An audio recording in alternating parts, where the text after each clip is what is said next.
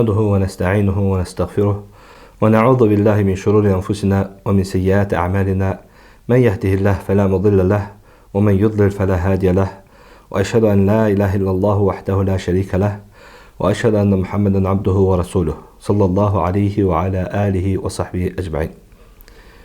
Əziz və möhtərəm müsəlman bacı və qardaşlarım, inşallah bugündən yenidən sual-cavab layihəmizə davam edirik. Allahdan istəyirəm ki, Allah bu layihəni xeyirli və bərəkətli etsin və bununla bütün müsəlman ümmətini faydalandırsın.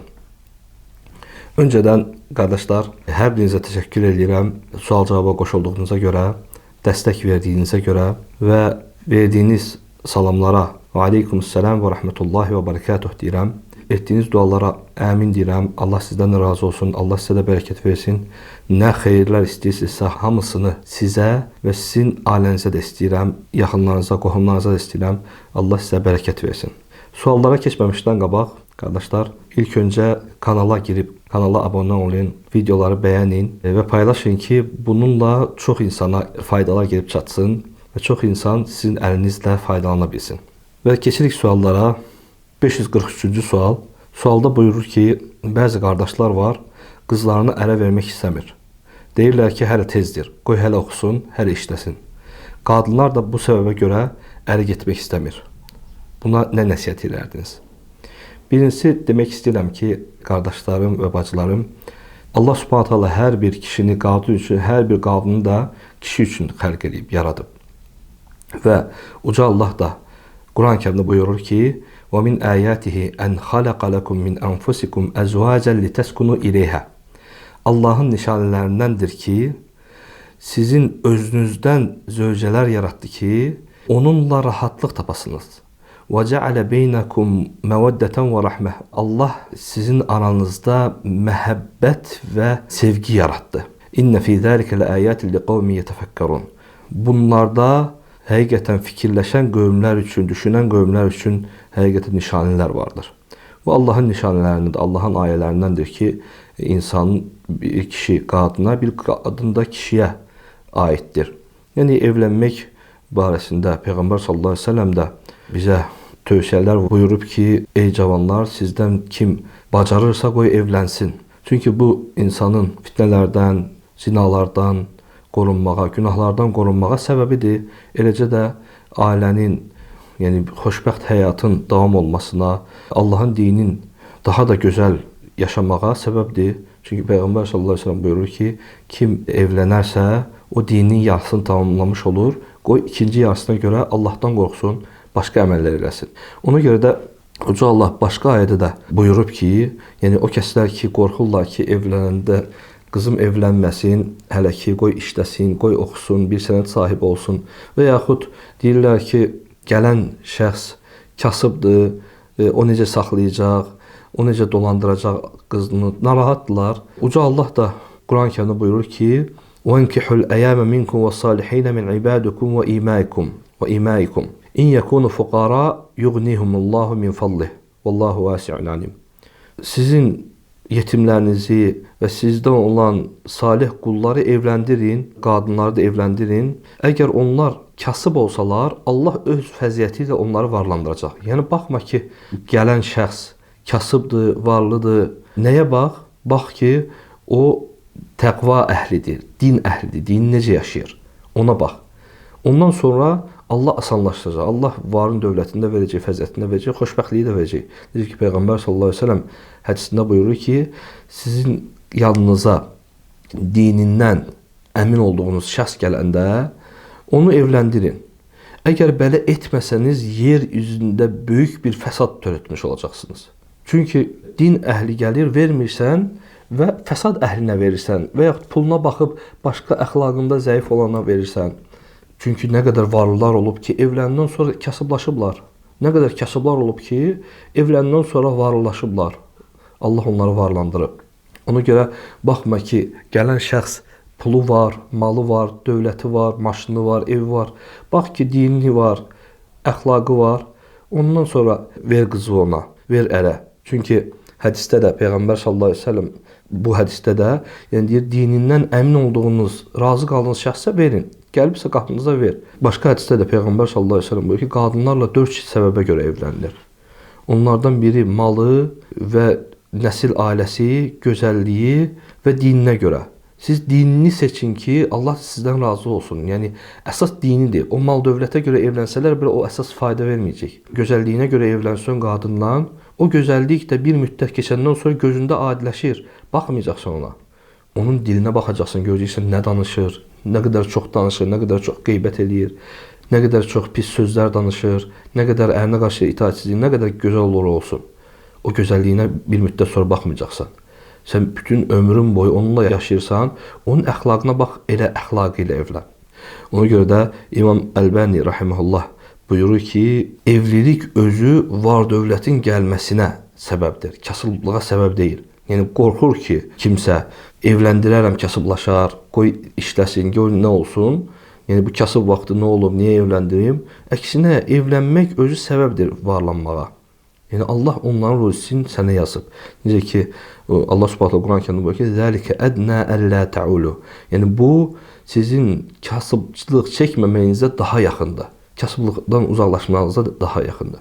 Ona görə səbəb getirməyin ki, işləsin, neynəsin. Qadın ərinə itaət etməyi hər bir işindən daha xeyirlidir. Xüsusən də valideynlərə deyirik, Allahın dinindən yaşayan, onun dinini yerinə yetirən kəs gəldikdə, Allahdan qorxan kəs gəldikdə fikirləşməyin, Allah rızası üçün verin ərə ki, yer üzündə fəsad törətməyəsiniz. Çünki elə olmasa onların günahlarını siz daşıyacaqsınız. Yəni gəldi, qızınızı vermədiniz ərə. Onun etdiyi günahlara səbəb oldunuz. Ona görə də çalışın ki, belə fəsadın aradan qaldırmasına səbəb olasınız. Daha doğrusunu Allah bilir. 544-cü sualda buyurur ki, qısa olaraq deyir ki, atam, anam saqqalıma qarışır. Mən nə edim? Həmişə yalan danışıram, deyirəm, kəsəcəm, qırxacam. Birinci bilmək lazımdır ki, saqqal Peyğəmbər sallallahu əleyhi və səlləmin əmridir. Peyğəmbər sallallahu əleyhi və səlləm buyurur ki, bığınızı qısaldın, saqqalınızı uzadın. Kafirlərə, yəhudilərə və nəsranilərə xilaf olun. Bu Peyğəmbərimizin əmridir. Bu bizim dinimizdir. Dinimizi yaşayırıq. Birincisi, valideynlər çalışmalıdır ki, öz dinlərini gözəl yaşasınlar. Öz dinlərini yaşaya bilmirlər, heç olmasa yaşayan övladına dua eləsinlər, xeyir dua versinlər ki, o yaşasın. Çünki onun xeyir əməl sahibi olması, övladının xeyir əməl sahibi olması onlara fayda verəcək qiyamət günü. Sonra da yalan danışma onlara, kobud da danışmaq olmaz valideynlərlə. Uca Allah Quran-Kərimdə buyurur ki, onlara uf belə demə, valideynlərinə uf belə demə. Çünki onlar səni böyüyüb, başa çatdırıb, sənə valideynlik edib, övlad, uşaq vaxtından böyüyənə kimi, sən onlara, Uca Allah dediyi kimi, onlara denən ki, onlar üçün Allahdan dua elə denən ki, Allahım, onlar məni böyüyüb, tərbiyələndirib, böyütdüyü kimi, sən də onlara rəhm elə. Belə dualar elə. Amma o ki, qaldı qırxmaq, saqqal qırxmaq günahdır. Yəni Allaha asilikdir. Saqqal saxlamaq Allaha itaətdir. Allaha itaətdə qullara tabeçilik yoxdur. Kim olur olsun, valideyn olsa belə. Onlara gözəl şəkildə başa sal ki, bu bizim dinimizdir. Allah dini bizə belə əmr edib. Mən də dini yaşayıram. Yalan da danışma, qırxacam demə. Denən ki, yəni mən belə Allahın dinini yaşamaq yolunu seçmişəm. Acılama da, kobud da danışma. Gözəl şəkildə, elmi şəkildə başa sal. 545-ci sual soruşur ki, kafirə salam vermək olar. Çünki Uca Allah Məryəm surəsinin 47-ci ayəsində buyurur ki, İbrahim əleyhissalam öz atasına dedi ki, sənə salam olsun. Mən sənin üçün bağışlanma diləyəcəm dedi. Kafirə salam verdi. Ümumiyyətlə, bu məsələdə kafirə salam vermək barəsində Peyğəmbər sallallahu əleyhi və səlləm hədis gəlib. Hədisində buyurur ki, Yəhudi və Nəsranilərə salam verməyin. Yəni ilk öncə salam verərək başlamayın. Onlarla qarşılaşdığınız zaman yolu onlar üçün qısaldın, daraldın. Başqa hədisdə də gəlib ki, Peyğəmbər sallallahu əleyhi və səlləm bir qövmin yanından keçən vaxtı, o qövmin içində münafiqlərdən də olub, yəhudilərdən də şəxslər olub. Onların yanından keçən vaxtı dedilər ki, nə üçün təkəbbürlük edib bizim salam vermirsən? Peyğəmbər sallallahu əleyhi və səlləm onlara salam verdi. Belə bir rivayət də gəlib. Alimlər buyururlar ki, yəni başlayaraq salam vermək olmaz. Amma onların arasında bir qrup şəxs varsa, fitnədən qorxursansa, belə səbəblər olarsa verə bilərsən. Amma İbrahim əleyhissalamın salam verməyi bu ona dəlil deyil. İbrahim əleyhissalam atasına vidalaşma, sağollaşma salamı verdi. Yəni salamat qal dedi. Selamun aleyküm, yəni salamat qal, məndən salamatçılıq görəcəksən, mən sənin üçün Rəbbimdən bağışlanma diləyəcəm. Yəni başlanğıc salamı deyildi. Başlanğıc salamı isə kafirlərə vermək olmaz. Yalnız əgər qorxsan ki, fitnə olar, fəsad olar, belə səbəblərdə salam verə bilərsən. Və yaxud müsəlmanlarla kafirlər bir yerdə olarsa, ümumi topluma salam verə bilərsən. Və ya salam verən vaxtda salama cavab vermək. Salama cavab verməkdə də onlar salam verərlərsə, təbii ki, bilsin ki, dəqiq, düzgün salam veriblər. Yəni, əssəlamu aleykum yox, əssəlamu aleykum deyirlərsə, onlar da cavabında aleykum salam deyə bilərsən. Amma görürsən ki, onlar ya əssəlamu aleykum deyir, ya da ki, eşitmirsən nə deyir, dəqiq demir, dəqiq cavab vermir, onda və aleykum deyirsən onlara. Yəni, sizə də, nə istəyirsinizsə, sizə də olsun. Daha doğrusu Allah bilir. 546-cı sual. Soruşub ki, sualında namaz vaxtını və qiblənin hansı istiqamətdə olduğunu bilmək üçün proqramdan istifadə edirik. Lakin məsciddə bu proqramları yoxladım, qiblə istiqamətini yanlış göstərdi. Kompasda da yanlış göstərdi. Bu halda nə edək deyir? Ümumiyyətlə hədislər var ki, qiblə məbeynəl məşriqi vəl məğrib, yəni gün batanla gün çıxanın arasındadır. Gün batanla gün çıxan arasında hansı istiqamətə qılsan, əgər dəqiq bilmirsənsə, hansı istiqamətə qılsan, sənin namazın səhihdir. Hansısa məsciddə də qibləni təyin ediblərsə, elə tərzdə namaz qılırlarsa, inşallah sən də qılsan problem yoxdur. Yalnız o haldan başqa ki, dəqiq bilirsən ki, bu qiblə səhvdir, nəsiyyət edə ki, onları düzəltsin, qibləni düzəltsin. Düzəltərlərsə nə yaxşı, düzəltməzlərsə belə, sənə orada heç bir günah yoxdur, günah orada duran imamadır.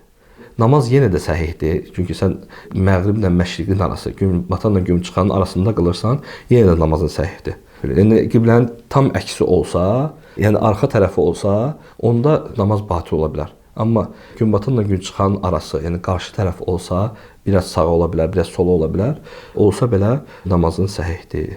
Daha doğrusunu Allah bilir. 547-ci sual. Soruşur ki, Quranı mobil telefon vasitəsilə oxuduqda, kitabdan oxuduğumuz kimi savab əldə edirikmi? Təbii ki, bu barədə alimlər danışmışlar. Bəziləri buyurublar ki, İmam Nəvəvi Rahiməllah kimi alimlər buyurublar ki, Quranı kitabdan oxumaq, mushafdan oxumaq, Quran kitabından oxumaq, əzbərdən oxumaqdan və başqa bir yerdən oxumaqdan daha fəzilətlidir. Bəzi alimlər deyirlər ki, bu ümumi olaraq da belə deyil, yəni daim belə deyil. Bəzən ola bilsin ki, Quranı əzbərdən oxumağın xuşunu əldə etməyə daha yaxındır. O zaman Quranın özündən oxumaqdan daha fəzilətli olur.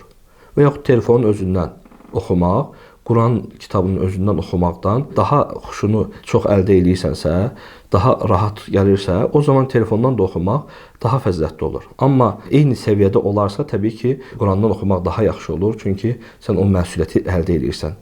Amma Allahın nemətlərindəndir ki, bizə, yəni bugünkü gündə Peyğəmbər sallallahu əleyhi və səlləm vaxtına baxsaq, o vaxtı Quran əzbər dillərdə olub və onları sonra lövhələrə yazıblar, dərilərə yazıblar. Yəni, Quran halında olmayıb, ayrı-ayrı vərəqlərdə, lövhələrdə olub və ondan sonra Osman radiyallahu anh onları topladı, bir Quran halına, yəni kitab halına saldı. Ondan sonra kitablarda qaldı. Ondan sonra dövrlər dəyişdi. Artıq bugünkü dövr irəliləyərək, yəni texnoloji dövründə telefonlarda da yerləşdirdilər Quranları. Əlhəmdülillah, bu da Allahın nemətidir ki, hər bir yerə getsin, cibində Quran gezdirmiş kimi, yəni orada çıxarıb hər yerdə oxuya bilərsən kimi olur. Bu da Allahın nemətidir. Hər bir an onu açıb oxuya bilərsən. Çünki Quranı gezdirmək ağır ola bilər, böyük olar, hər yerə aparmaya bilərsən. Amma telefonu hər yerə aparırsan, orada açıb Quranı oxuya bilərsən. Bu da Allahın nemətidir. Allahın sənin üçün bu dinini asanlaşdırmasıdır. Ona görə də belə vasitələr varsa, ondan istifadə etmək daha yaxşıdır. Allah sənin üçün rüxsət verib, asanlaşdırıbsa, Allahın rüxsətlərindən istifadə edir. Daha doğrusunu Allah bilir. 548-ci sual. Soruşur ki, əlimizdə Quranı tutaraq namaz qıla bilərik. Uzun sura oxumaq istəyir. Alimlərdən İmam Əhməd Rahiməhəllahdan bu barədə soruşurlar. İmam Əhməd Rahiməhəllah deyir ki, burada heç bir problem yoxdur. yəni əlində Quranı tutub namaz qılmaqda heç bir problem yoxdur. Deyir ki, bəs fərz namazlarında, deyir ki, xeyr, fərz namazlarında belə bir şey eşitməmişəm. Nafilə namazlarında, təravih namazı kimi, başqa namazlarda, evdə gecə namazı qılırsansa, bəli, uzun oxumaq istəyirsənsə, əzbər bilmirsənsə, təbii ki, əzbər bilsin daha fəzilətlidir ki, əzbər oxuyasan, daha xuşuya daha yaxşıdır, əzbər oxuyasan. Və eləcə də namazda başqa şeylə məşğul olmursan, əli tutaraq və gözü qiblədən çəkərək, səcdə etdiyin yerdən çəkərək başqa şeylə məşğul olmursan. Amma əzbər bilmirsənsə, uzun oxumaq istəyirsənsə, bəli, nafilə namazlarında Quranı əlində tutub oxuya bilərsən, təravih namazı kimi, gecə namazı kimi, başqa nafilə namazlardakı kimi. Amma fərz namazlarında alimlər bəyənmir, deyir ki, bəyənilməyib. Bəzi alimlər icazəli görür, dəlili də getirirlər ki, Ayşə radiyallahu anhə, onun qulluq xidmətçisi imamlıq eləyirdi. O əlində Quranı tutub eləyirdi. Bu da bunu dəlil getirirlər. Bu da yəni bilirsiniz ki, səhabələrin əməlləri onların ictihadıdır. Dəlil Peyğəmbər sallallahu əleyhi və səlləm sözü və səhabələrin icması olsaydı o idi. Ona görə də buna qəti olaraq deyə bilmirik ki, bu daha doğru rəydir. Ona görə deyirik ki, nafilə namazlarında oxuya bilər, Quranı əlində tutub, amma fərz namazlarında bəyənilmir. 549-cu sual. Sualda soruşurlar ki, bizə Vahabi deyirlər. Biz onlara necə cavab verək? Onlara ümumiyyətlə Vahabi nə deməkdir, heç bilmirlər özləri. Sadəcə eşitiblər. Bu rafizlərin çıxartdığı iftiralardır. Hansı ki, onlar Muhammed ibn Abdülvahhab adlı alimə nisbət edirlər, eləyərək deyirlər ki, bunlar Vahabidirlər. Amma biz yəni dinimizi nə Muhammed ibn Abdülvahhabdan götürmüşük, nə də başqa alimlərdən götürmüşük. Biz dinimizi Allahın kitabından və onun Rəsulunun sünnəsindən götürmüşük. Peyğəmbər sallallahu əleyhi və səlləm hədislərindən götürmüşük. Əgər bizim yaşadığımız əməllər Vahabilikdirsə, onda Peyğəmbər sallallahu əleyhi və səlləmə niyə Vahabi demirsiniz? Çünki Peyğəmbər sallallahu əleyhi və səlləm də bizim kimi saqqal uzadıb, bığını qısaltıb, balağını qısaldıb. Və yaxşı, əgər biz Vahabiyiksə, onda ondan qabaq yaşayan alimlər nə olub? Nəçə olub? Onlar da Vahabi olub. Axı Muhammed ibn Abdülvahhab keçən əsrdə yaşayıb. Yəni ondan qabaqki əsrlərdə yaşamayıb. Ona görə belə iftiralar ataraq insanları haqq yoldan döndərmək istəyirlər. Görürlər ki, insanlar haqq yola dönürlər. Allahın kitabına, Peyğəmbərin sallallahu əleyhi və səlləm hədislərinə yönəlirlər. Onları buradan uzaqlaşdırmaq istəyirlər. Xurafatlara, bidətlərə, şirk ocaqlarına, pirlərə və yaxud öz şeyxlərinə təsavvuf etmək üçün müridləri onlara yönəldirlər. Və onların əksinə də danışanları, yəni onların xurafatlarını qarşısını alanları xoşlamırlar, min cür iftiralar atırlar. Yəni düşmənçiliyi də kişi kimi etmirlər. Baxsan, düşmənçilik edirsən, dəlil nə elə? Denən ki, dəlili qoy bura, hədisdə belə gəlib, Quranda belə gəlib. Bunlar boş-boş iftiralar atırlar. Vahabilər də onlar. Əl-Vahhab Allahın adıdır. Allahdan qorxun. İnsanlara Vahabi deyərək pis iftiralar ataraq, yəni onun altında olan iftiraları, yəni hər cür söz ilə Vahabilər də bunlar belə-belə eləyirlər deyə. Bu Allahın adıdır. Allahın adından istifadə edirsiniz siz belə insanlara deyərək. Allah Subhanahu taalanın qulu olmaq bizim üçün şərəfdir. Amma sizin iddia etdiyiniz vəsflər özünüzə nisbət olunsa, həmin vəsfləri özünüzə nisbət olunsa, halbuki nisbət etdiyiniz şeylərin böyükləri sizdə var, sizin alimləriniz kitablarında getirib, sizin də xoşuna gəlməz. Yəni biz elə şeyləri heç kəsə nisbət eləmirik. Biz çalışırıq ki, Allahın dini ilə Allahın düşmənlərinə qarşı mübarizə aparaq, Allahın kitabı ilə, Allahın Rəsulunun sünnəsi ilə, hədislərlə, ayələrlə mübarizə aparırıq. Allah bizə əmr edib Peyğəmbərinizin yolundan gedin. Allah bizə əmr edib ki, ona ibadət edin, onu heç bir şeydə şərik qoşmayın. Biz insanları buna çağırırıq. Yalnız Allaha ibadət eləyin deyirik. Əgər insanları tək Allaha ibadətə çağıran Vahabi olursa, onda Peyğəmbərlər hamısı öz ümmətin tək Allaha ibadətə çağırıblar. Eləcə də Peyğəmbərimiz sallallahu əleyhi və səlləm bütün insanları Allaha ibadətə çağırıb, Allahdan başqasına şirk qoşmaqdan çəkindirib, onda Peyğəmbər sallallahu əleyhi və səlləm də Vahabidir. O da uzun saqqalı olub. Əli radiyallahu anh da Vahabidir. Onun da elə uzun saqqalı olardı ki, atında gedən vaxtı arxadan görsənərdi küləkdən. O da Vahabidir. Ona görə belə insanlara ümumiyyətlə fikir vermək düzgün deyil. Qoy nə deyir desin. Onlar iftirayla, böhtanla dinləri yaymaq istəyirlər. O da ki, boş şeydir. Onlar qabağa gedə bilməyəcəklər bu əməlləri ilə.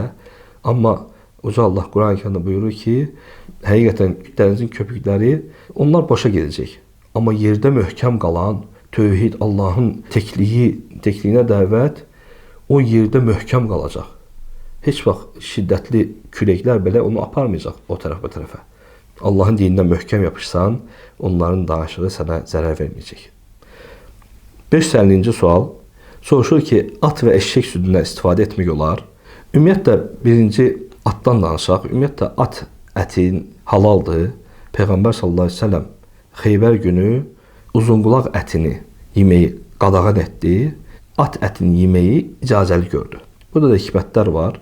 Yəni, bu bir şeydə Allah Subhanahu taala bir şeyi haram edibsə, ondan şəfa kimi, dərman kimi istifadə etmək olmaz. Yəni, hədisdə də gəlib ki, Peyğəmbər sallallahu əleyhi və səlləm buyurur ki, İnna Allaha ləm yec'al şifaa ümmeti fīmā harrama aleyhə. Allah haram etdiyi şeylərin üzərində ümmətinin şəfasını onda təyin etməyib. Yəni, bir şey haram edibsə, şəfanı onda təyin etməyib. Onda şəfa yoxdur deməli. Başqa hədisdə də Peyğəmbər sallallahu əleyhi və səlləm buyurur ki, şərab haqqında deyir, o dərman deyil. Ondan dərman kimi istifadə edirlər. Deyir, o dərman deyil. O özü dərddir, xəstəlikdir. O necə dərman ola bilər? Ona görə bir şey haramdırsa, onun südü də, onun əti də haramdır. Onun hər bir şey haramdır. Onlardan dərman kimi istifadə etmək olmaz. Amma at isə bir şey halaldırsa, atdırsa, onun südündən istifadə etmək olar. Bəli, dərman kimi də hansısa bir xeyirli bir şey varsa, mas kimi və yaxud hər hansı bir dərmanlar kimi istifadə etmək olar. Heç bir şey yoxdur. Amma haramlardan olmaz. Eşək, uzunqulaq əti haramdır. Onun ətindən də, südündən də istifadə etmək olmaz. Daha doğrusu Allah bilir. 551-ci sual. Soruşur ki, bəzi yerlərdə, Türkiyədə deyir, bəzi məscidlərdə namaz əzanı 6-7 dəqiqə gecikir. Yəni proqramlarda, göstərilən proqramlarda 6-7 dəqiqə dəyişir. Mən bir-iki dəfə elə qılmışam, bir-iki dəfə deyir tez qılmışam. Yəni proqramla vaxtı girəndə qılmışam. Namazım səhih sayılırmı? Ümumiyyətlə Uca Allah Quran-ı Kərimdə buyurur ki, İnne salate kânət alel mu'minine kitaben mevquta. Həqiqətən namaz möminlər üçün müəyyən vaxtları təyin olunub. Yəni onların bir müəyyən vaxtı var namazların. O vaxtlarda qılmaq lazımdır. Əgər etibar edilən bir namaz proqramıdırsa, orada vaxtı giribsə, bəli, qılmısansa namazın səhih sayılır, bəli. Amma çalış ki, cəmaatla namaz qıl. Onlar 5-6 dəqiqə, 10 dəqiqə geciksələr belə, cəmaatla namaz qıl ki, o savabı, cəmaat savabını əldə edə bilərsən. Çünki Peyğəmbər sallallahu əleyhi və səlləm buyurur ki, bir kəsin cəmaatla qıldığı namazı tək qıldığı namazdan 25 dəfə, başqa rivayətdə gəlir ki, 27 dəfə daha çox savabı vardır. Daha doğrusu Allah bilər. 552-ci sual. Soruşurlar ki, bəzi ateistlərin şübhəsinə düşüb, soruşur ki, deyir, həcdə daş atma sünnəti var. O daşları deyir, insanlara niyə pulla satırlar? Dində belə bir şey var. Ümumiyyətlə, həcdə bir neçə dəfə olmuşuq. Orada belə bir şeylə rastlaşmamışıq. Yəni, orada təbii ki, milyonlarla daşlar atılır ora. O daşlar hər il həcdən sonra yığılır. O dağlara dökülür ki, insanlar oradan götürüb istifadə eləsinlər. Yəni, həcc etdiyimiz müddətdə orada belə bir şey görməmişik ki, kimsə daşı pulla satsın. Bunlar hamısı dini ayinlərini, dini gözdən salmaq üçün olan bir şeylərdir. Çünki onlar pul satıb, daşdan da pul qazanırlar. İnsanları həccə getirməklərində məqsədləri odur, pul qazanmaqdır. İnsanları həccə aparan Uca Allahdır. Uca Allah bizə əmr edib həcc etməyi. Biz Allahın əmrini yerinə yetirərək gedirik. Bunun fərqi yoxdur.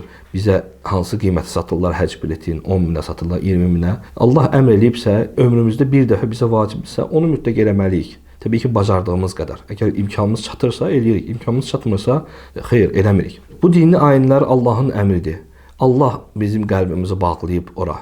Bu da İbrahim əleyhissalamın duasından sonra olub. İbrahim əleyhissalam öz övladın Kəbə evinin yanında anası ilə tərk edən vaxtı Allaha dua eləmişdi ki, elə et ki, insanların qəlbləri ora bağlansın. Ondan sonra, ondan bu yana kimi orada həcc dayanmır.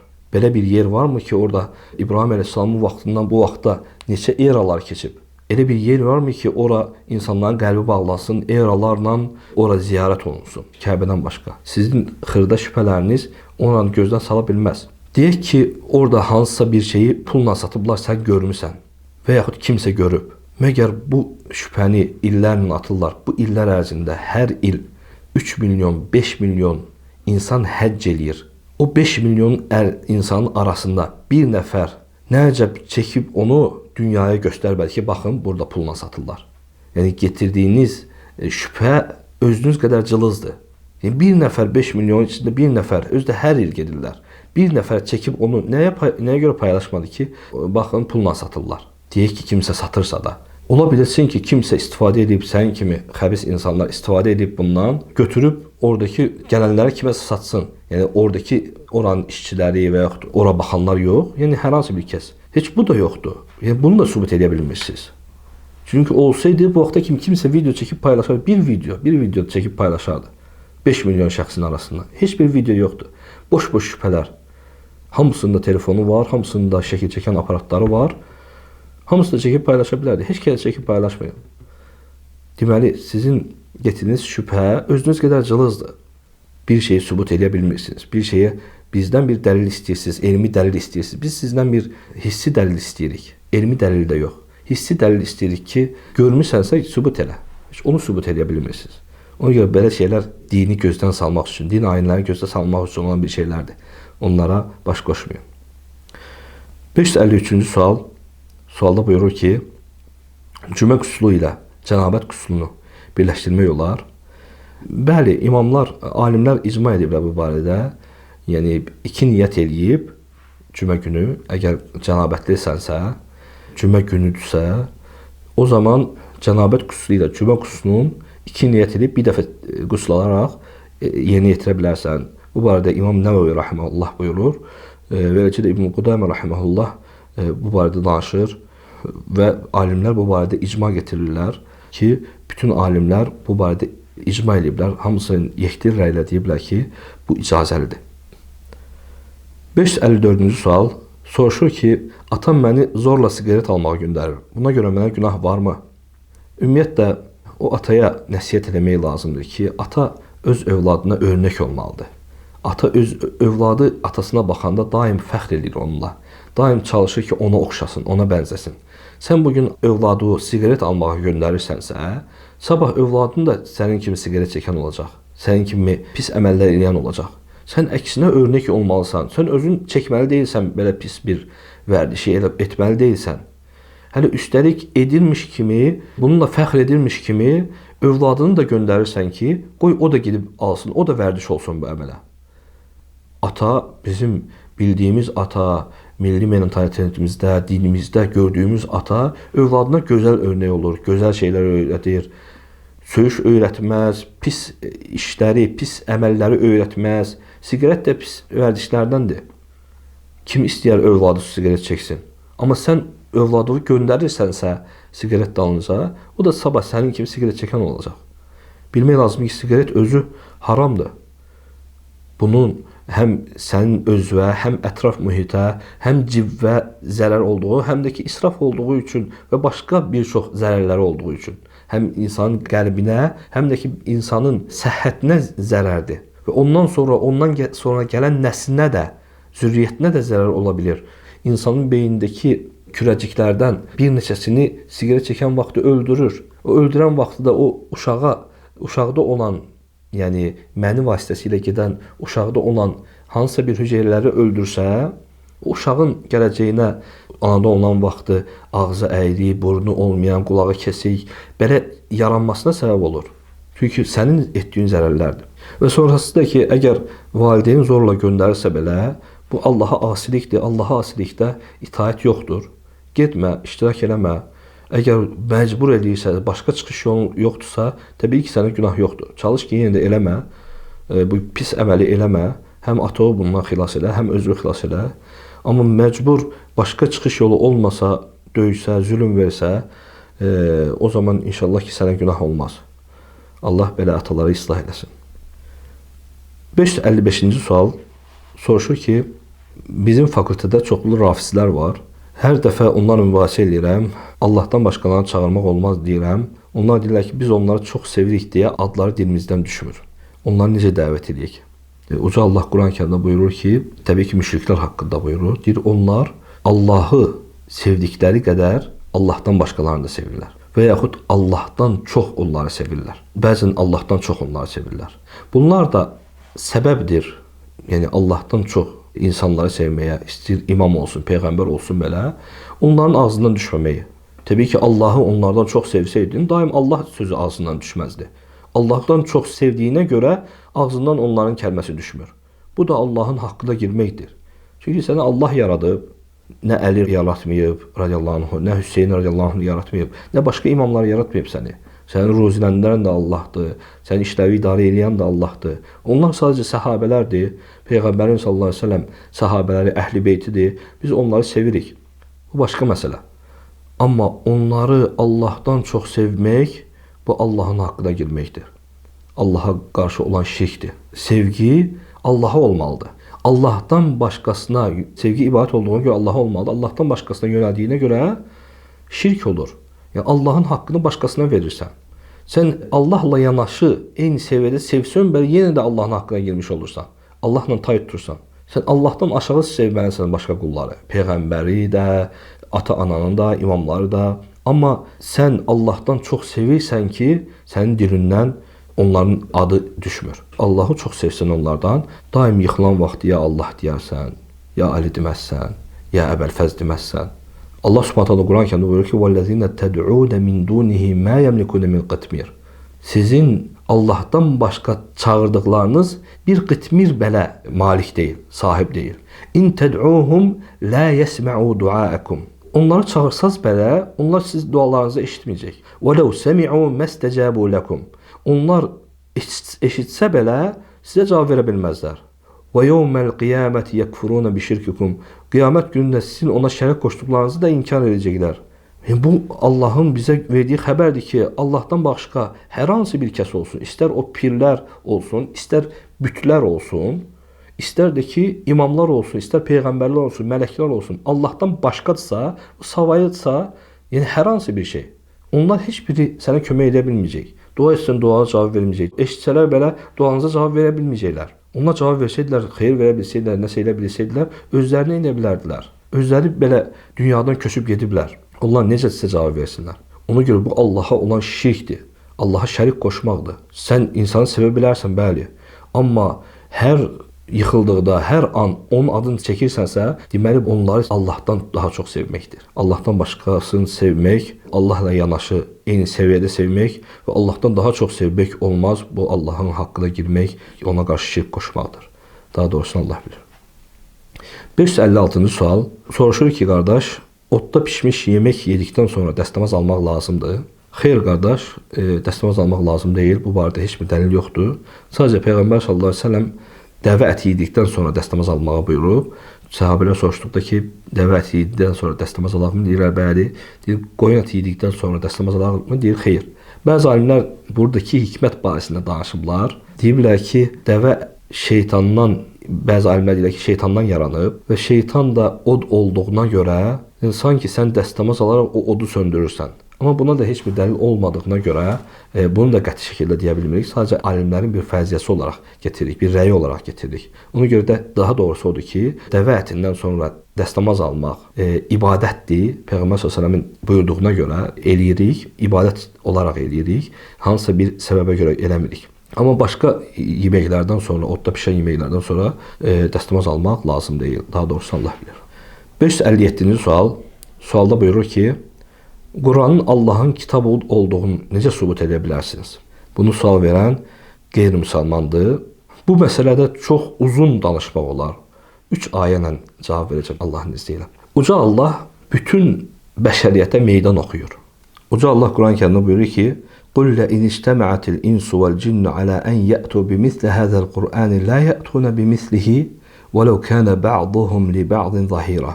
Denən ki, İnsanlar və cinlər toplaşıb bir-birinə yardım edib Quranın mislində bir ayə getirmək istəsələr, bir kitab getirmək istəsələr, onun mislində bir kitab getirə bilməzlər. Bu vaxta kimi 14 əsrdir Quranı Allah nazil edib. Bu vaxta kimi bunun mislində bir kitab yaza biliblərmi? Bunun mislində belə bir kitab varmı? 14 əsr qalsın, onda heç bir dəyişikliyə yol verməsin, yol verilməsin və nazil olunduğu kimi qorunulub saxlanılsın. Belə bir kitab yoxdur. Bu Allahın kitabı olduğuna birinci dəlildir. İkinci dəlil, Uca Allah buyurub ki, əgər başqa kəslər bir kitab yazmaq istəsələr, orada çoxlu ixtilafa yol verərlər. Buyurur ki, وَلَوْ كَانَ مِنْ عِنْدِ غَيْرِ اللّٰهِ لَوَجَدُوا فِيهِ اِخْتِلَافًا كَثِيرًا. Əgər bunu Allahdan başqası yazsaydılar, hətta Peyğəmbər belə sallallahu aleyhi ve sellem yazsaydı, orada çoxlu ixtilaflar görərdin. Yəni bu ayə o birisi ayəyə ziddir, o birisi surə bu surəyə ziddir. Belə ixtilaflar görərdin. Amma Allahın kitabına baxsan, elə ecazkar yazılıb ki, elə gözəl yazılıb ki, orada hər bir hökm xırdalığına kimi hər bir məsələyə toxunulub. Belə bir kitabı qullardan kimsə yaza bilər? Allahdan başqa kimsə yaza bilər?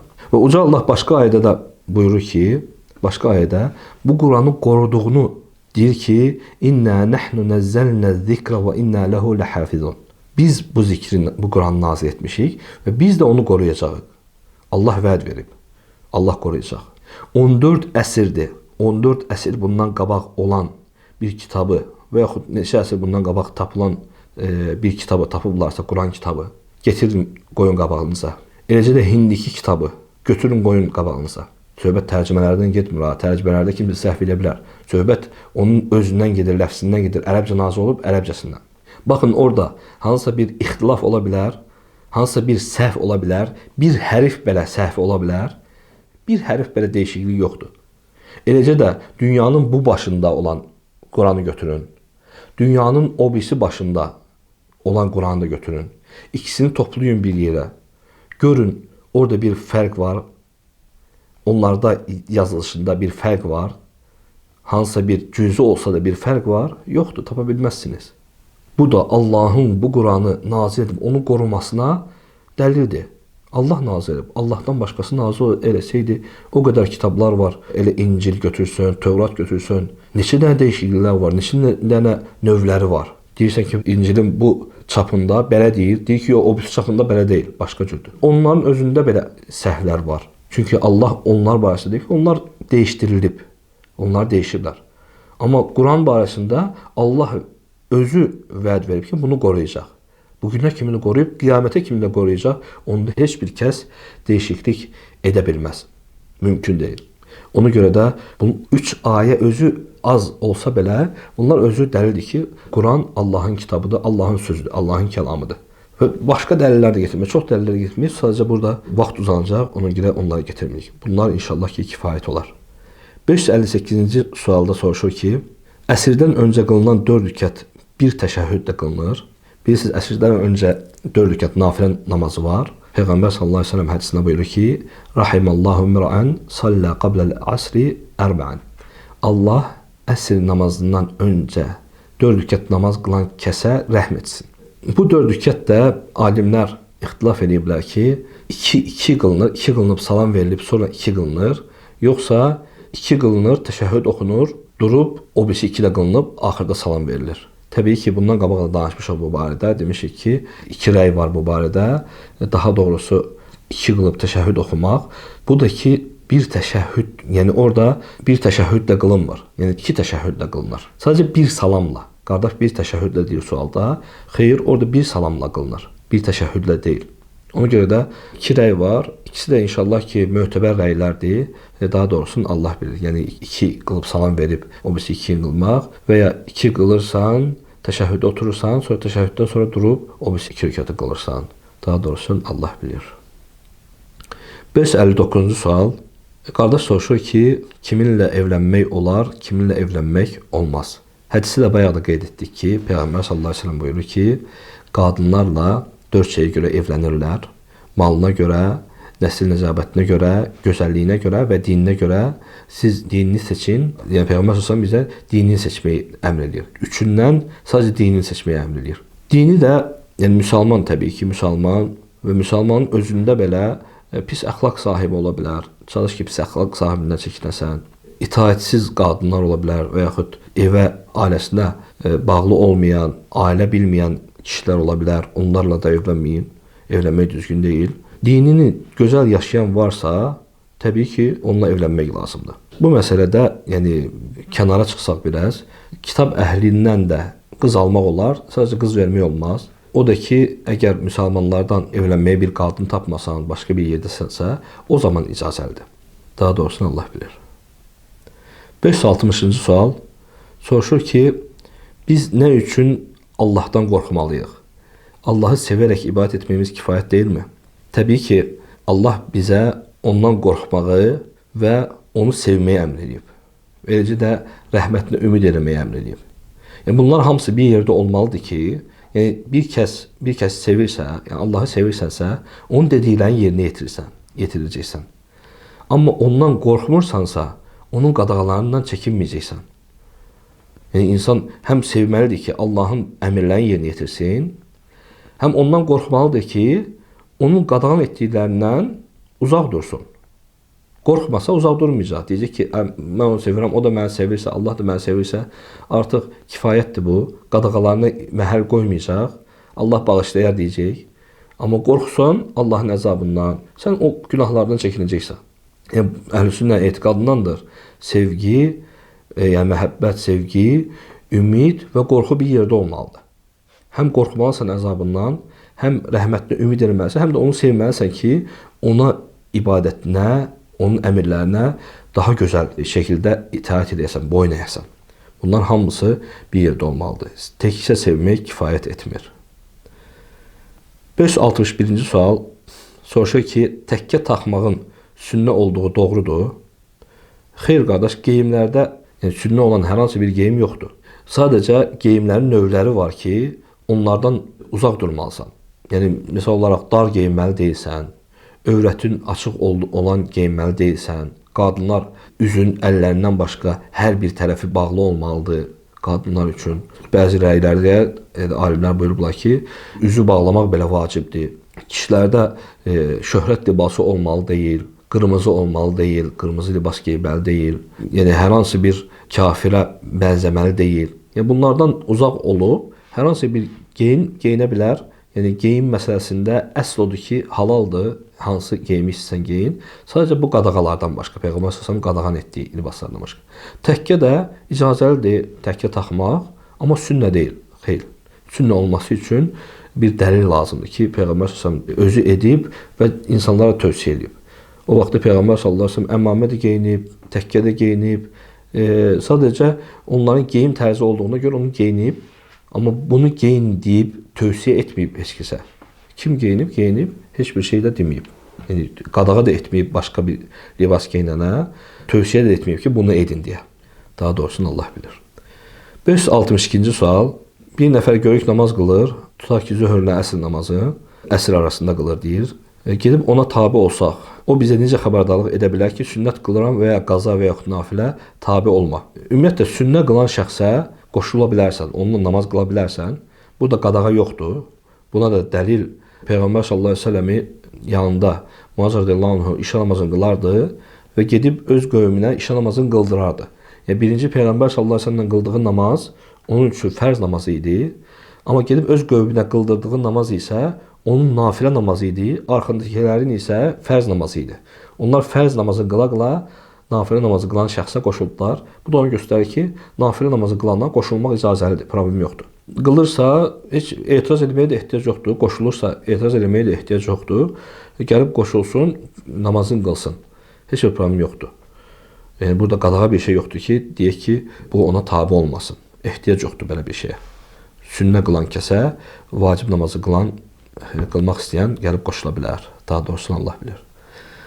563-cü sualda qardaş soruşur ki, dərslərin fonuna naşid və yaxud musiqi qoymaq olar. Təbii ki, belə şeylər icazəli şeylər deyil. Musiqi, naşiddir, bunlar icazəli olan bir şeylər deyil. Musiqi ümumiyyətlə haramdır. Naşid də alimlər icazə görüb bəzi şərtlərlə, amma bugünkü günün naşidləri musiqidən fərqlənmir. Musiqi kimi bir şeydir. Bunun qadağa olması ayrı bir qadağa, ondan istifadə etmək. dərs fonuna qoymaq əlavə bir qadağadır. Bu da dəvətdə istifadə olunan vəsilələr var, səbəblər var, vasitələr var. Onlarla istifadə edə bilərsən.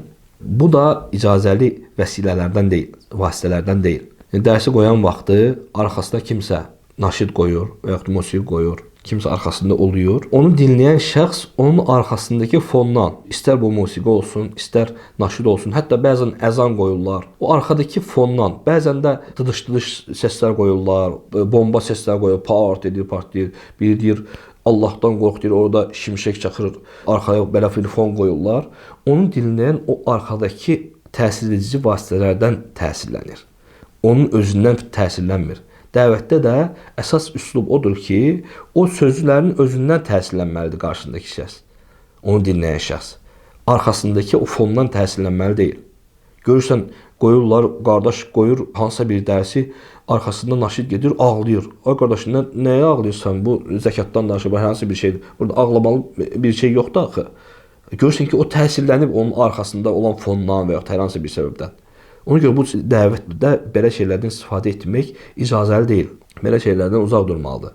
Sadəcə bizim qardaşlarımız bəzən səhlənkarlıq edirlər, bəzən bilməməzlikdən, bəzən dəvətin üslubunu bilmirlər. Görürlər ixvanlardan kimsə belə eləyir, ixvan tələbələrdən kimsə belə eləyir.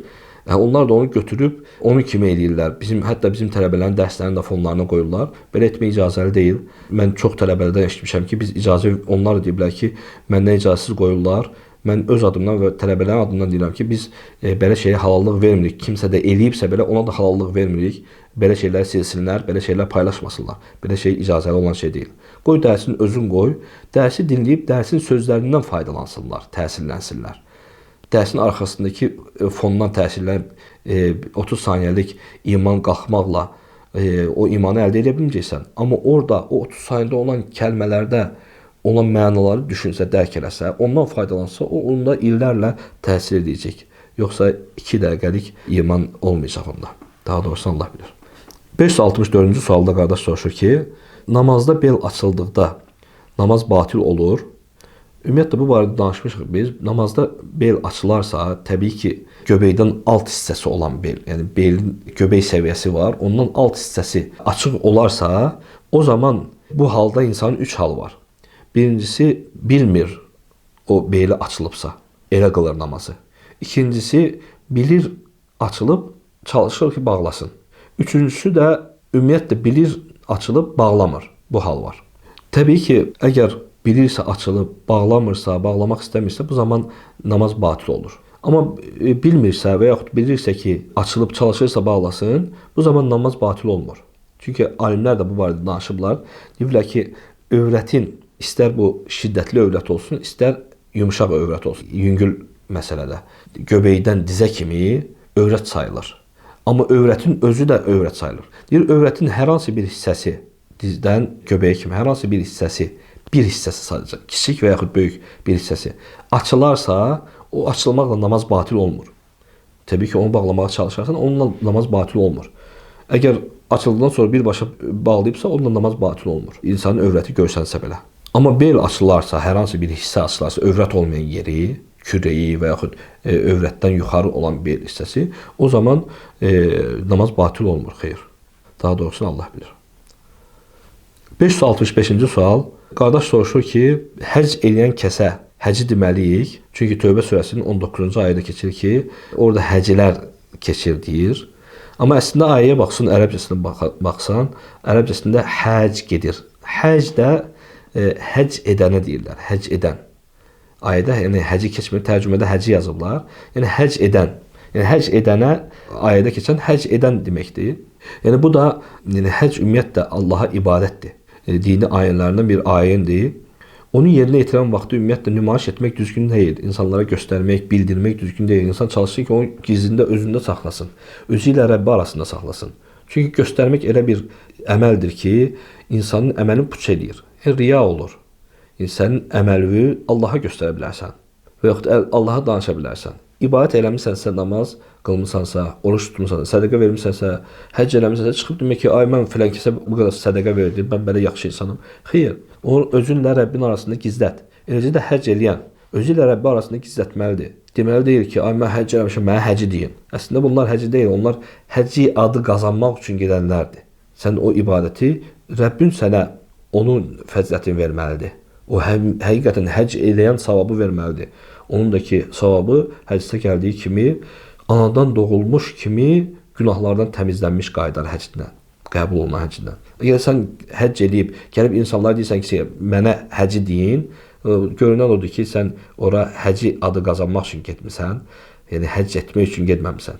O həcdən sənə bir gəzinti kimi bir xatirə qalıb, bir ibadət kimi xatirə qalmayıb. Allah qorusun. Yəni o qədər pul xərclə get ora, sadəcə bir ad qazanmaq üçün həcci desinlər deyib get. Bu da Allah qorusun böyük bir bəladır. Əziyyətlər, pul, mal, dövlət gedir, amma əməl puç olur. Ona görə də çalışmaq lazımdır ki, Allahın dinini öyrənsən ki, Allaha elmlə ibadət edəsən. Biləsən ki, nə olar, nə olmaz, hətta əməllərin qəbul olsun, batil olmasın. 566-cı sual. Soruşur ki, qadınlar cənazə namazını qıla bilərlərmi? Bəli, qardaş, qadınlar cənazə namazını qıla bilərlər. Necə ki, məsciddə namaz qılan vaxtı cənazə namazını qılırlarsa, qoşulsun, qadınlar da varsa məsciddə qoşulsun, onlar da qılsın.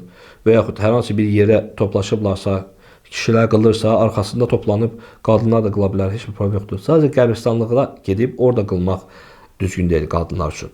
Qadınlar evlərində qəbristanlığı ziyarət etmək, qadınları qadağandır çoxlu ziyarət etmək.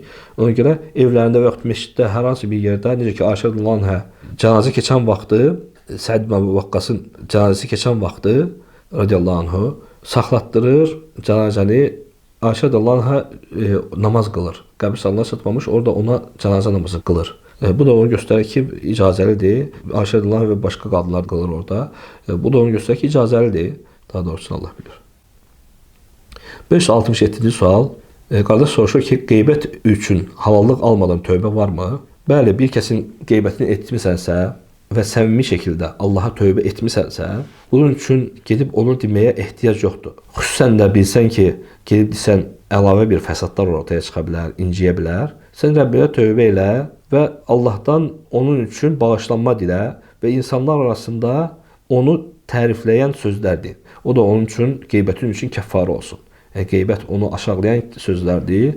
Sən də insanlar arasında onu tərifləyən sözlərdir. Onun şəhərində təriflər deyilən ki, insanlar arasında bu sənin üçün kəffarən olsun. Və Rəbbinə də nəsuh tövbə elə, səmimi tövbə elə ki, Allah sənin günahları bağışlasın və bunu da bu günahı da sənin üçün keçsin. Daha doğrusunu Allah bilir. 568-ci sual. Qardaş soruşur ki, üzü üstə uzanaraq zikr etmək olarmı? Ümumiyyətlə, üzü üstə uzanmaq qadağa gəlib. Peyğəmbər sallallahu əleyhi və səlləm görür ki, səhabələrdən biri üzü üstə yerə uzanıb, gəlib ayağı ilə onu ayağına vurur. Deyir ki, bu uzanmağı Allah sevmir. Belə uzanmağı Allah sevmir. Allahın qəzəbinə o gələn uzanmaqlardandır. Ona görə yaraşmır müsəlmana üzü üstə uzansın, qadağadır. Zikir də ibadətdir. İbadəti də çalışmaq lazımdır ki, düzgün şəkildə edəsən, gözəl şəkildə oturub Allahı zikr elə. Ən uzağı yerindəsən, yatan zikirlərdirsə, onda yanı üstə uzanıb, üzü yuxarı uzanıb hər hansı bir şəkildə eləyə bilərsən. Amma üzü aşağı uzanmaq qadağa olduğuna görə belə edə bilməzsən. Daha doğrusunu Allah bilir. 569-cu sual. Qardaş soruşur ki, ayaq üstə su içmək olarmı? Peyğəmbər sallallahu əleyhi və səlləmdən hədis gəlib, sizdən heç kəs ayaq üstə su içməsin. Hətta unudub içərsə, qoy onu qaytarsın. Belə bir hədis gəlib. Düzdür, bu hədisin qoy qaytarsın ləfsi nəsx olunub. Çünki Peyğəmbər sallallahu əleyhi və səlləm ondan sonra gəlib ki, o evində ayaq üstə durub su içib, sudan içib, qabda olan sudan içib. Və bu da onu göstərir ki, bəzən ayaq üstə içmək icazəlidir. Ümumi qadağa var, ehtiyac yoxdursa içmə. Amma ehtiyac varsa, mümkün deyilsə başqa cür çətinlik yaranırsa, Peyğəmbər sallallahu əleyhi və səlləm etdiyi kimi qab asılı vəziyyətdə idi. O da oradan içib. Belə bir haldırsa, yolda gedirsənsə, susamısansa, indiki butulkalarda olur, rahat olur içmək. Yəni ehtiyac varsa iç ayaq üstə. Amma ehtiyac yoxsa, evindəsən, orada burdasansa, otur, sünnəyə riayət edərək iç. Bu sənin üçün daha fəzilətli olar. Daha doğrusunu Allah bilir. 570-ci sual. Qardaş soruşur ki, dövlət orqanında işləmək günahdırmı? Yəni uzun sual verir, yəni orada 140 azad belə şeylərdən sual verir. Qardaş, ümumiyyətlə heç bir, yəni belə bir işlərdə işləməkdə heç bir problem yoxdur. Problem orada olan qadağalara görə olur. Yəni hansısa bir işdə sənin saqqal saxlamaq var, namaz qılmağa mane olurlarsa, təbii ki, sən namazı qorumaq üçün orada işləməli deyilsən. Amma işin özü haramdır deyə bir şey yoxdur. Xeyr. İcazəlidir, halal işdir. İşin haram olmağı orada olan səbəblərlə, yəni bir yerdə işləyirsən, sənin müdirin qoymur səni namaz qılmağa. Sənin namazın önəmlidir. Yoxsa o iş həmişə olacaq, pul həmişə olacaq, amma namaz həmişə olmayacaq. Allahın əmrinə xilaf çıxsan, sən böyük günah qazanmış olursan. Ona görə yəni işin özündə heç bir problem yoxdur. Problem işdə oradakı olan səbəblərə görə olur. Ona görə orada səbəb varsa, yəni Allah Resulü sallallahu əleyhi və səlləm bizə saqqal saxlamağa əmr edib. Bu Allahın əmridir. Bacarırsansa saqqal saxla, bacarırsan namaz qoymurlarsa, yeniləcəksən. Başqa iş tap, xeyirli iş tap, Allaha dua elə. Yoxsa işin özündə heç bir problem yoxdur. Qadağa olan bir şey yoxdur. 571-ci sual. Qardaş soruşur ki, Şiə-Sünni söhbəti hardan gəlib? Yəni müsəlmanlar niyə görə parçalanırlar? Ümumiyyətlə bilmək lazımdır ki, qardaşlar, Allahın dini birdir. Allah bizə bir din göndərib. Sadəcə insanlar ixtilaf ediblər. Bunların da səbəbləri var.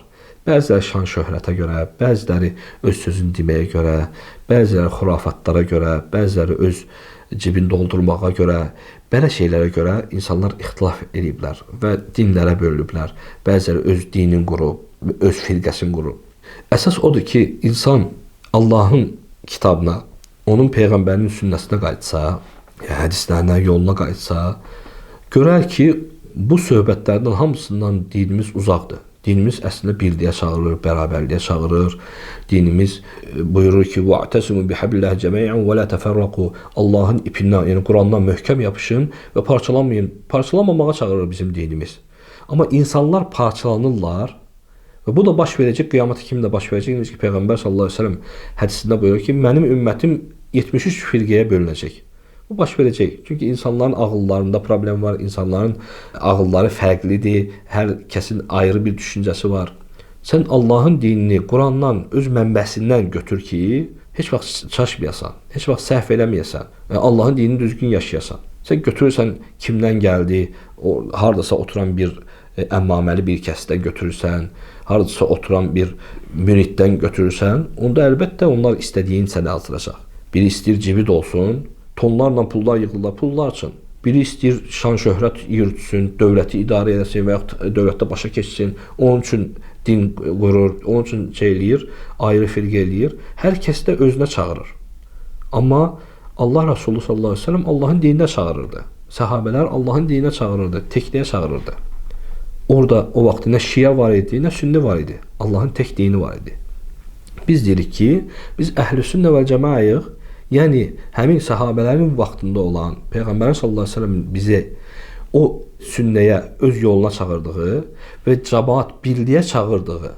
Cəmaət nədir? Birlik. Biz də insanları birliyə çağırırıq. Biz o firqədənik. Yəni, İslamın özüyük. Allahın bizə çatdırdığı, Peyğəmbərinin bizə çatdırdığını biz də sizə çatdırırıq ki, Allah bizə buyurub ki, Quran-ı Kərimdə Allah Resulü sizə nəyə əmr edirsə onu edin, ondan nədən çəkindirirsə ondan çəkinin. Biz də onun əmr etdiyi birləşməyə, parçalanmamağa çağırırıq. Bizə istər 100 dənə ad qoysunlar. Bunlar hamısı insanlar görürlər ki, Allahın dininə çağırırsan, Allahın dinin düzgün şəkildə çatdırırsan, onlara sərf eləmir. Mollaların cibləri dolmur, bəzilərinin işi düzgün getmir, bəzilərinə sərf eləmir, bəzilərinin şöhrəti itir, bəzilərinin məzhəbi gedir, ona görə sərf eləmir, ona görə parçalanırlar. Biri deyir mən Şiəyəm, biri deyir mən imamçıyam, 12 imamçıyam, biri deyir mən Zeydiyəm. Bunlar hamısı boş şeydir. Bizim dinimiz tək İslamdır. Əhl-i-Sünnə vəl-Cəmaə İslamın özüdür. O ağ, təmiz vərəqdə 73 firqə o qara nöqtələrdir. Amma Əhl-i-Sünnə orada qalan ağ boşluqdur. Hansı ki İslamdan qalan az bir hissə qalıb. Firqələr hamısı dolanıb. Baxsan hamısı, firqələrə baxsan hamısı xurafata çağırır. Əhl-i-Sünnə insanları ancaq Allahın kitabına, Peyğəmbərinin yoluna çağırır. Başqa bir şey demirik. Allah'a ibadət edin, Allahdan başqasına şərik qoşmayın. Peyğəmbərin yolu ilə gidin. Ən gözəl örnək Peyğəmbərimizdir sallallahu əleyhi və səlləm bizə. Ən gözəl örnəyi yönəltirik sizi. Bundan gözəl nə ola bilər? Allah bizi islah eləsin. Sonuncu sual, 572-ci sual. Soruşur ki, müsəlman qazancının neçə hissəsini zəkat olaraq ayırmalıdır? Ümumiyyətlə zəkat məsələsində qazanclar da fərqlidir, zəkat növləri də fərqlidir. Yəni qoyun quzu varsa, 40-dan çox olarsa, inəkdə fərqlidir, dəvədə fərqlidir, qızılda fərqlidir, ticarətdə fərqlidir, taxılda fərqlidir. Böyük bir mövzudur. Amma qazanc deyirsənsə, qazanc ticarətdən yəqin söhbət gedir. Qazanc əgər ticarətdən söhbət getmir. Yox, ticarətdə qazancın zəkatını çıxarmırsan, ticarətin zəkatını çıxarırsan. Yəni nəyi ticarət üçün satışa çıxarmırsansa, onun zəkatını çıxarırsan. Bu istər çıxartdığın mal 10 minlik olsun, istər 100 minlik mal olsun, ev kimi və yaxud hər hansı bir şey kimi. Bunun zəkatı 85 qram qızıldan yuxarı olarsa, 40-a bölüb, yəni 40-da 1 hissəsidir, 40-a bölüb zəkatını çıxarsa və yaxud 2,5%. Yəni deyək ki, sənin 10.000 manatlıq qazancın var, evdə durur, pulun var və yaxud qızılın özü, qızıl var, durur evdə 85 qramdan yuxarı. Onu hesablayırsan, nə qədərdir ağırlığı, qiyməti, dəyəri nə qədərdir? Deyək ki, 10.000-dir. 40-a bölürsən, bu da eləyir 250 manat. 250 manatını çıxarıb zəkat verirsən. Bu, bunun zəkatıdır. Və bunu da nə vaxt verirsən, o həmin 85 qram miqdar var ya, ora nə vaxt çatıb sənin o qazancın? Deyək ki, keçən ayın dekabrın 25-i çatıb o həddə. Gələn il dekabrdan deməyək, yəni hicri təqvimindən hesablanır əslində. Deyək ki, Məhərrəm ayının 1-i. Məhərrəm ayının 1-i çatıb sənin malın zəkat miqdarına. Sən gələn il Məhərrəm ayının 1-i baxırsan ki, həmin o 85 qram yuxarı, qızıldan yuxarıdırsa, sənin qazancın və yaxud evdəki qırqızıl 85 qramdan yuxarıdırsa, nə qədər olursa olsun, onu 40-a bölürsən, nə çıxırsa, onun zəkatını verirsən. Deyək ki, 10 minlik malın var, 40-a bölürsən, 250 manat çıxarıb verirsən. 100 minlik varsa 2500 manat çıxarıb verirsən. Belə. Əgər çatmayıb, bir il gözləyəndən sonra onu çıxarırsan. Əgər çatmayıbsa, yenə də çıxarmırsan, zəkatı çıxarmırsan. Və zəkat verilən şəxslər də Tövbə surəsində keçir bu barədə. Kasıblardır, miskinlərdir, Allah yolunda cihad edənlərdir, bu işdə, zəkat işində işləyənlərdir, yol keçəndir, qəlbləri birləşdirmək üçün olan və s. 8 sinif insandır, bunlara düşür. Daha doğrusunu Allah bilir. Qardaş xeyli dua edib, Allah ondan razı olsun. Buyurur ki, öncədən təşəkkür edir və dərin minnətdarlığı bildirirəm. Uca Allah sizi xeyirlə mükafatlandırsın. Belə bir faydalı səhifə yaradaraq suallarımızı səbirlə cavablandırdığınız üçün Uca Allah xeyirli olan salih dəvətinizə bənzərsiz geniş rəhməti önündə əzəmətli lütfü ilə dünya və axirətdə bərəkət versin, elminizi hikməti ilə artırsın. Bizləri batil əməllərdən, bidətlərdən çəkinib, haqq çağırışı eşidərək onun ən kamilinə mütiliklə boyun əyib, təslimiyyətlə təqvaya sarılan müxlis bəndələrindən etsin. Rəhimli Rəbbimiz bütün ümməti öz panahında qərar versin. Əmin. Biz də əmin deyirik, qardaş. Allah razı olsun bu cür gözəl dualara görə, belə dəyər verdiyinizə görə təşəkkür edirəm sizə də. Allah sizi də xeyirlə mükafatlandırsın. Bizə etdiyiniz duaların hamısını biz də sizə edirik. Allah sizə bərəkət versin. Bununla bugünkü sual cavabı tamamlayırıq.